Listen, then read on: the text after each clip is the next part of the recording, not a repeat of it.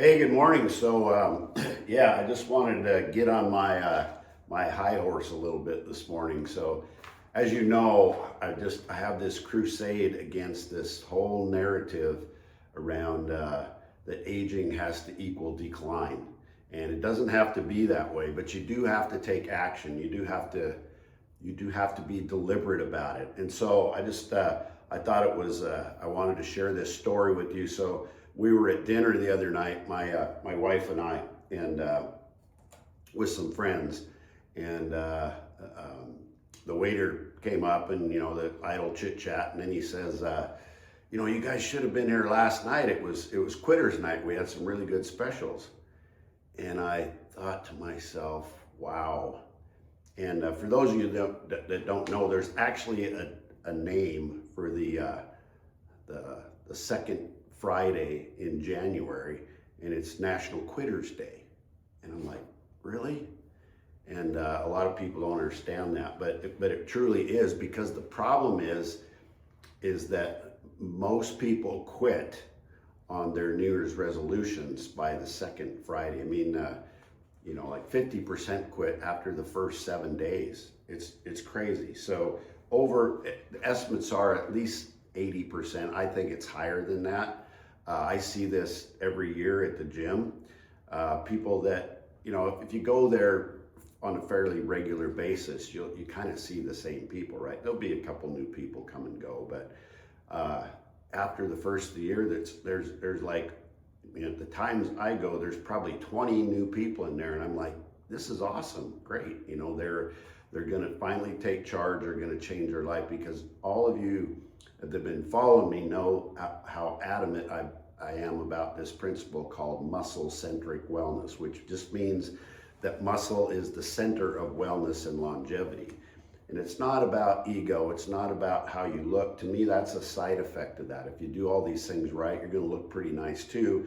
And that helps your confidence as well. But muscle, when you look at it from a metabolic standpoint, from a hormone level, from a signal level, like we talked about a couple of weeks ago in the live, it's all about what signals are you sending to your cell.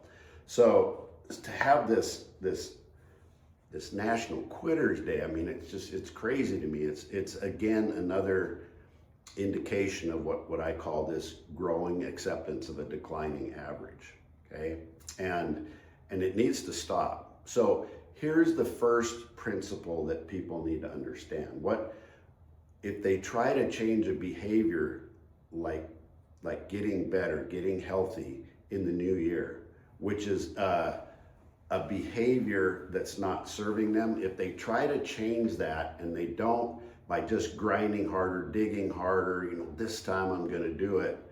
If you don't change the unconscious belief behind that, and the knowing, I mean, your unconscious mind keeps score, and it knows that you tried this last year, and you tried it 5 years ago, and you tried it 10 years ago, and the numbers show that 80% of you failed at it again this year. And I use that term fail for now, but we're going to talk a little bit more about that, because words matter. Words matter hugely.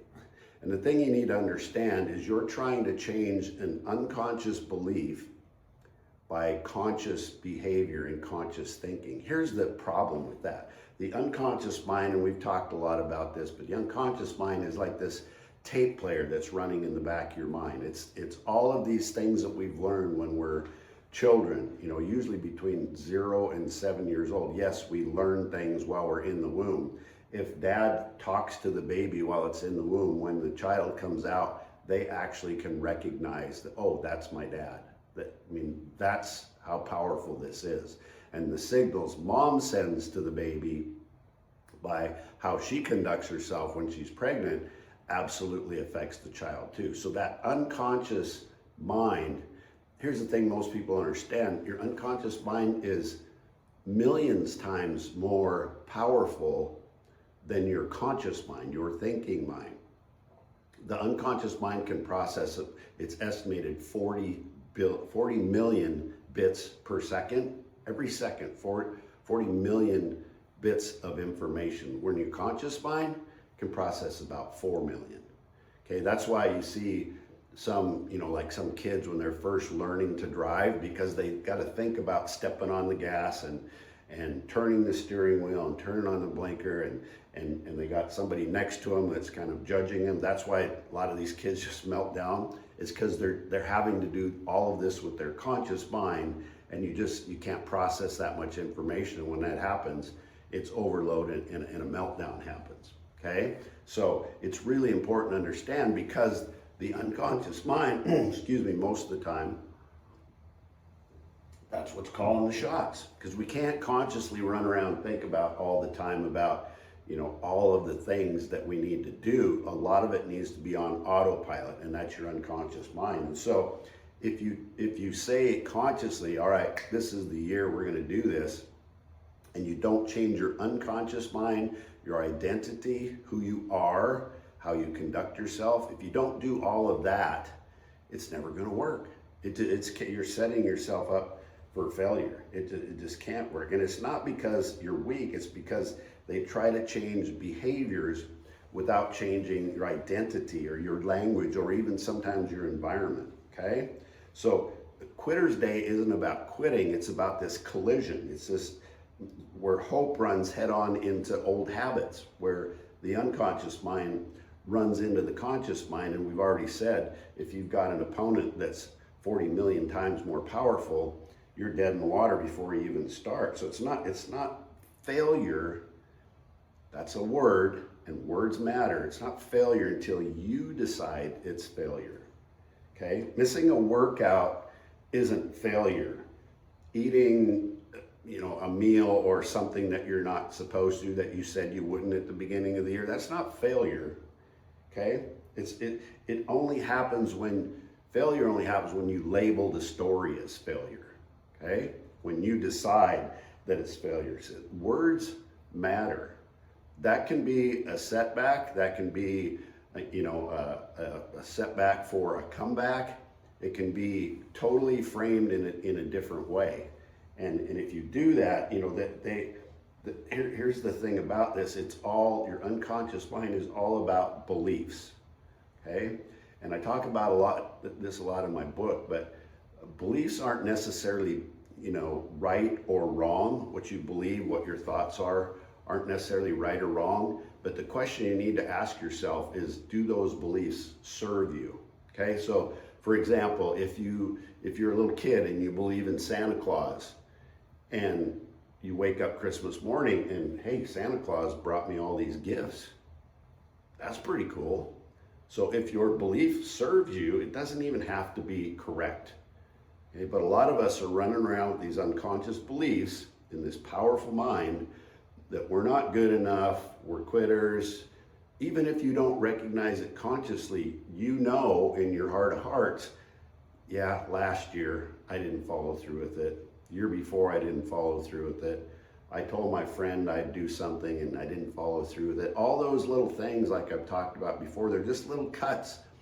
They're little cuts on your mind that eventually you get enough of those little cuts and you're going to bleed out. And so you have to be really careful about, these limiting beliefs like, I'm too old, I've got poor genetics, well, I tried this before and it just doesn't work for me, or, my family, keeps pulling me back, or, those aren't facts.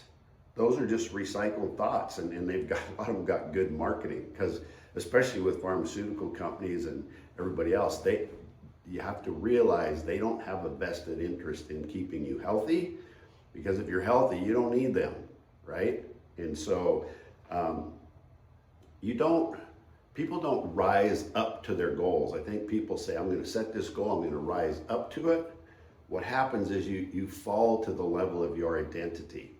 And if you identify yourself, even unconsciously, in your conscious mind, you're like, no, I'm going to do it this year. And unconsciously, you're like, I haven't done it yet. I may not do it. You're the guy or gal who always quits, unfortunately, okay? Because your nervous system will actually make that true for you. So your unconscious mind is so powerful, it doesn't know if what you want consciously is bad or good. It doesn't put any labels on that. All it knows is if you want something badly and you put enough emotion into it, it's like, we got to go help him figure that out. So it's just like I have a lot of clients that might get on a plateau weight loss wise on the scale, and they don't understand, hey, I gained a pound of muscle, but I lost a pound of fat. So my body composition changed hugely, but the scale didn't change. And if they jump on the scale and they put a lot of emotion into just seeing that number, that it didn't move, and they're like, oh, I suck at this, whatever. They put a lot of emotion into that. It's amazing how they'll get stuck. That's how most plateaus happen. And I know this because I've had clients that have had that kind of thinking. And I said, okay, what we're going to do, we're going to put whatever our goal weight is on a number, on a piece of cardboard. We're going to tape that over the readout on the scale. And every time you get on the scale in the morning, I want you to look at that number, and I want you to be so thankful and grateful that you finally hit that number. Okay? And then I want you to keep doing the same things. We're going to track everything. You're not going to change your eating. You're not going to change your workouts. You're not going to change your sleep. You're not going to change your stress level. You're just going to do everything else the same. And in 2 weeks, we're going to take that cardboard off of there. You'd be shocked how many times people hit their goal weight just because they changed their thinking around it. And like I say, anytime you believe in something, you see something, and you put a lot of emotion into it, that 40 million bits per second gets to work.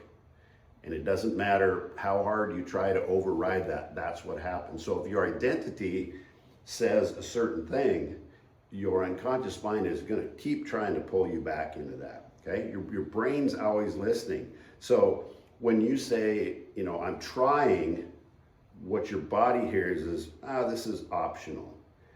But when you say, like, I don't do that anymore, that's not who I am anymore, your body hears, okay, I guess he's serious about it. She's serious about it this time.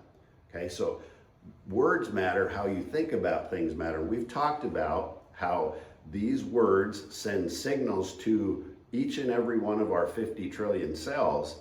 And if you're sending good signals, you're going to have healing. If you're sending bad signals or limiting signals to your cells, it absolutely affects how the cells respond at the cellular level, at the DNA level. Okay?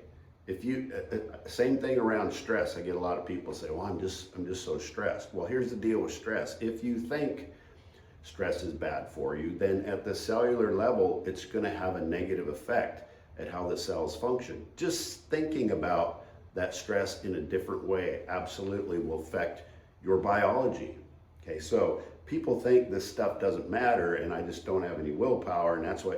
No, it's because your programming is wrong, and you're trying to change this unconscious 40 million bits per second programming with 4 million bits per second conscious thinking, and it just never works. Same thing with politics. If you're talking politics with somebody and you're trying to change their mind, you're trying to change their unconscious belief about whatever it is with conscious reasoning, even if you have all the numbers in the world, you got all the facts in the world, until you change their belief around that, you might as well be talking to a brick wall. Okay? So what happens is, stop calling yourself lazy, broken, undisciplined, washed up, because those labels become instructions. They become what your unconscious mind tries to make reality for you. Okay? So change doesn't fail. What fails is isolation. If you try to do this on your own, if you try to do it without support, if you try to do this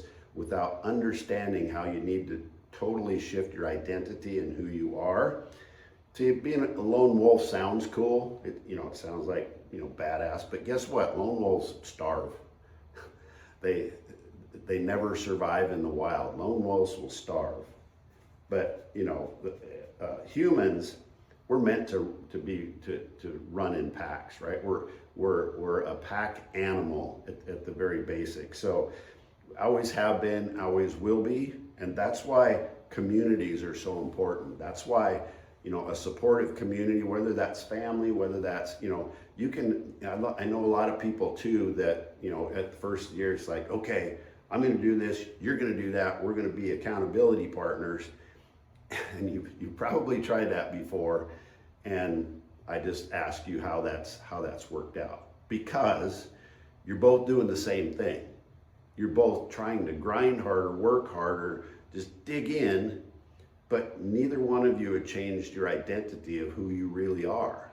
So the first week it works out pretty good. The first, couple of weeks it works out pretty good, and then it's like, oh hey, I can't make it today. I got, whatever, I got X, Y, Z, and then you're like, oh, that's okay. And it's like, well, they're not going, so I guess I might as well not go. And so we need to understand this. That's why I finally created a community of supportive people that will help you. If you have a community of people that are helping you, looking out for you, that have your best interest in mind, and you have somebody, not just the rest of the people in my community, but somebody like me calling you out on your bullshit and saying, hey, when you said you were going to do this and you didn't do it, I don't care what it is. What I do care is that you do what you said you would do. And why? Not just because you need to be strong and a good man, none of that kind of stuff. It's because when you start doing what you said you would do, your unconscious mind goes, oh, this is different. You're serious about it this time. And then you start showing up completely differently. Just that, flipping that switch, changing that behavior, and having a community that supports you when these limiting beliefs start popping in there, it's crazy. So momentum beats motivation every time.